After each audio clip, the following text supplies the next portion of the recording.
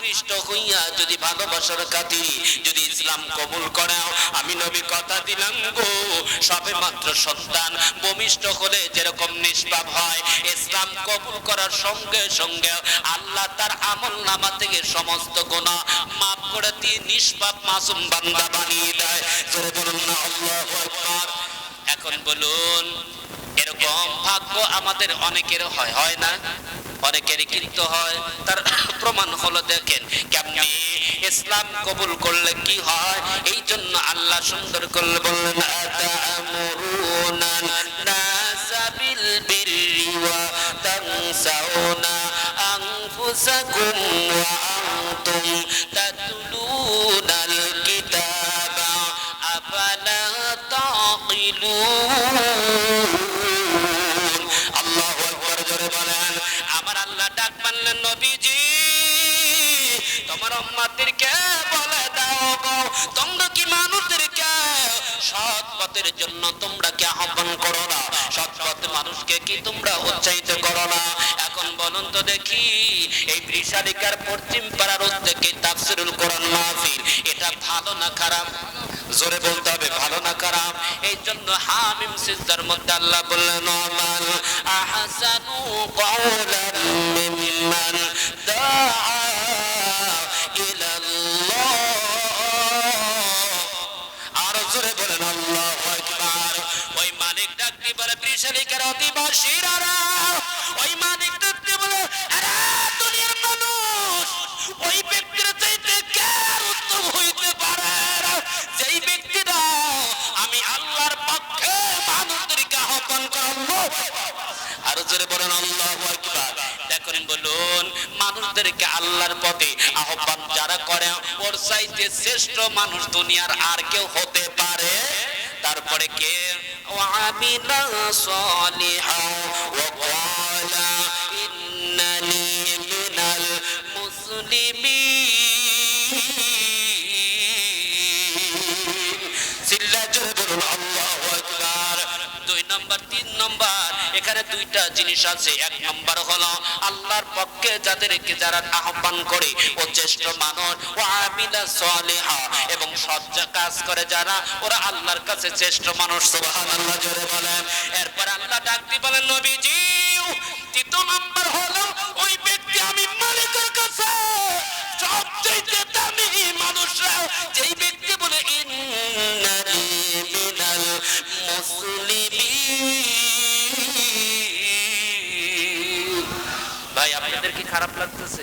দেখেন আমার মা আইসিতে, তার মধ্যে টেনশন কিন্তু ওইদিকে, তারপরে যতটুকু পারছে আলোচনা। আপনারা খুশি একটু আল্লাহু আকবার জোরে বলেন। আর জোরে বলেন আল্লাহু আকবার। আমার আল্লাহ 3 নম্বর শর্ততে ডাক দিয়ে বললেন, যে ব্যক্তিটা যে বলে আমি মুসলমান, আমি আত্মসমর্পণকারী, এরা বৃষালিকার অধিবাসী, ব্যক্তিগত জীবনে যদি কোনো ভুল হয়, ওই মালিকের দরবারে যদি বলেন, মালিক আমি জানতেও জানতে ভুল করে ফেলেছি, আল্লাহ তুমি আমার ক্ষমা করে দাও। আল্লাহ পাক ডাক দিয়ে বলে, সঙ্গে সঙ্গে ওই বান্দার দোয়া তওবা আমি আল্লাহ সঙ্গে সঙ্গে কবুল করি।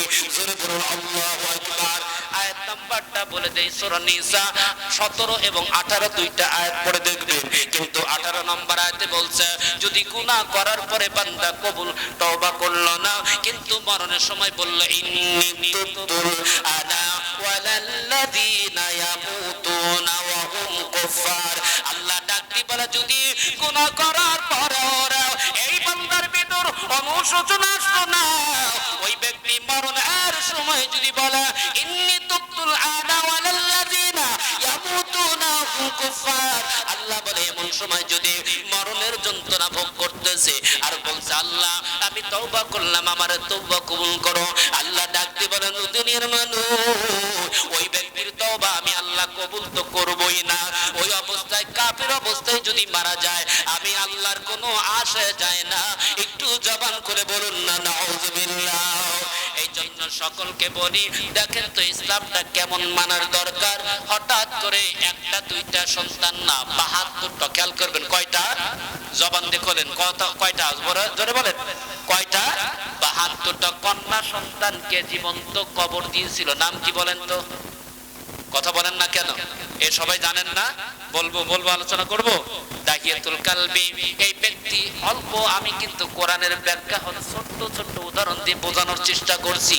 দাহিয়াতুল কালবি শেষবারের মতো 72 নম্বর কন্যা সন্তান যেই দিন জীবন্ত কবর দিবে, কিন্তু তার আগে সে স্ত্রীকে বলে গিয়েছিল, বিবি গো, আমি তো ব্যবসার উদ্দেশ্য বাইরে যাচ্ছি, কিন্তু তোমার গর্ভে তো সন্তান। এখন তো মানুষ ডায়াগনস্টিক যায় পরীক্ষা করার পরে ছেলে মেয়ে আগেই জেনে আসে। কথা কয় না কে? কথা বলেন। শুধু জেনেই আসে না, এবং ডায়াগনস্টের ব্যবসায়িক লোকরাও আছে, যদি বাচ্চা ভালো পজিশনে থাকে তাও কয় পজিশন খুব জুতের না। কথা কয় না কে? আর কি বলবে? এত ঔষধ লিখে দিবে যাতে বাচ্চা দ্রুত বড় হয়, তাড়াতাড়ি করে সিজার করলে কামাই করা যায়। আমি এক ডাক্তারকে আমি বলছিলাম, ডাক্তার হাইসে বলতেছে, হুজুর এই কথাই বললেন? হে, আপনারা যেসব মেডিসিন প্রেগনেন্ট মা বোনদের জন্য যা লেখেন, সমস্ত মেডিসিন গুলো বাচ্চা দ্রুত গতিতে বৃদ্ধি হয়। কয় আপনি এই কথা বললেন, ধরলেন? বললাম আপনি একা একা বিশ্লেষণ করে দেখেন, আমার মনে হয় কোনোদিন আপনার ওয়াইফের প্রেক্ষাপটে এই সকল মেডিসিন ব্যবহার করেন না। কথা বলেন না কেন? অনেক ডাক্তারের সাথে মিল আছে, রসিকতা ছলে অনেক কথা বলা যায় না? আমি একবার আব্দুল আউয়ালের কাছে যখন আমি অপারেশন করতে এসেছিলাম, আমি ওনাকে বলেছিলাম এতগুলো টেস্ট দিন। টেস্ট দেওয়ার পরে কিছুই দেখলো না। আমি বললাম যে এতগুলো টেস্ট দিয়ে কি করলেন? খালি মাঝখান থেকে ওই টেস্টের যে এতগুলো টাকা, এই টাকাটাই খালি নিলেন আপনি। আমাকে মিটমিটে হাসিতে বলছিল, না, কিছু কিছু ক্ষেত্রে কিছু কিছু জিনিসের দরকার হয়। আপনার সব ভালো আছে দেখে আর দেখলাম না।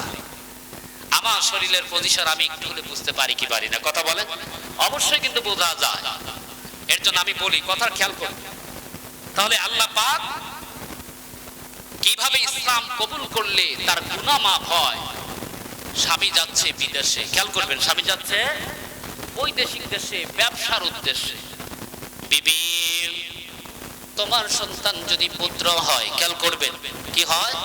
পুত্র হয়, তাহলে আদর যত্ন করে বড় করবা। কিন্তু যদি মেয়ে সন্তান হয়, গলায় টিপায়া তোমার সন্তানকে দুনিয়া থেকে বিদায় করে দিতে হবে। আরে প্রেশালিকের মা, তোমাদেরকে বিনয় করি বলি গো, কোন স্বামী যদি এরকম কথা বলে, কোন মা কোনদিন সন্তানকে মারতে পারে? কারণ সন্তান গর্ভধারণ করে মা, কোন পুরুষ কিন্তু সন্তান গর্ভধারণ করে না। বলুন তো দেখি, গর্ভধারণ যেই দিন থেকে করেছে, 2 মাস যাইতে না যাইতে ভূমি থেকে শুরু করে মায়ের পেটে লাথি মারতে পারতে মার চোখ দিয়ে পানি ছড়াইছি। জোরে বলেন, কথা ঠিক কিনা? এই মা তো কষ্ট করার পরে যেই দিন সন্তান গর্ভ প্রসব করলো, প্রসব করে দেখে সন্তান তো পুত্র সন্তান হয় নাই, কন্যা সন্তান হয়েছে। মা স্বামীর কথা কেমনি করে মানবে? সন্তানকে বড় করে তুলেছে, অনেকটা বড় যখন হয়েছে, স্বামী ব্যবসা থেকে ফিরে এসে দেখে বাড়ির সামনে এত সুন্দর চেহারা একটা কন্যা সন্তান দাঁড়াচ্ছে। ভিতরে গিয়া বিবিকে প্রশ্ন করেছে, বিবি গো, বলো তো দেখি এই ফুটফুটে এত সুন্দর কন্যা সন্তান কার? ডাকতে বলে, স্বামী, আমি তোমাকে ভুল তত্ত্বগুলো পৌঁছায় দিয়েছি, এটা তোমারই অরুণদার কন্যা সন্তান। স্বামী গো, আমি মা হইয়া সন্তানকে হত্যা করতে পারি নাই। স্বামী, আমি তোমার কন্যাকেও কোনদিন কেমনে করে, আমি মা গর্ভধারণ করে এই সন্তানকে কেমনে করে হত্যা করবো, আমি পারি নাই, আর আমার দ্বারা সম্ভব না। কিন্তু ওই সময় অনেক ব্যাখ্যা, আমি তো সংক্ষিপ্ত বলতে চাচ্ছি, যখন ওকে লালনা বলো না বিভিন্ন জিনিস বলে ডাক দিয়ে যখন কন্যা সন্তানকে দূর প্রান্ত নিয়ে গিয়া কিতাব আসছে, আড়াল করে একটা মাটি খনন করার অস্ত্র নিয়ে মাটি খনন করে সুন্দর করে খনন করে পাশ থেকে ওই কন্যা সন্তান ডাক দিয়ে বলে, বাবা, এই পাহাড়ের মধ্যে, এই বালুর মধ্যে তুমি বৃথা কেন কষ্ট করতেছ? বলুন, যেই কন্যা সন্তানকে জীবন্ত কবর দিবি, সেই সন্তান মা বিকণ্ঠে ডাকতে বলে, বাবা গো, তুমি কেন কষ্ট করে মাটিগুলো খনন করতেছো? বাবা, এই খনন বন্ধ করে দাও, এটা দরকার নাই। কিন্তু পারলো না, বারবার খনন করতে করতে শেষ প্রান্তে যখন হয়ে গেছে, কন্যা সন্তানকে এক একজন এক একটা ব্যাখ্যা দিয়েছে, সরাসরি না ফেলাইয়া কন্যা সন্তানকে সুন্দর করে ভুলভাল তথ্য দিয়া গর্তের কিনারায় লইয়া ডাক দি বলা, তাকে দেখ গর্তের মধ্যে কি জানি সৌন্দর্যের জিনিস দেখা যায় না।